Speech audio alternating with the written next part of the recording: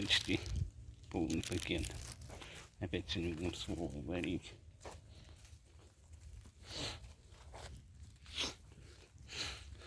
Скоро домой едем.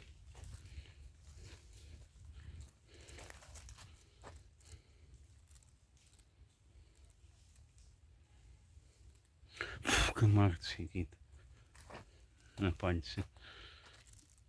Я на давайте, если что, ждите. Всем пока, давайте. Скоро буду дома.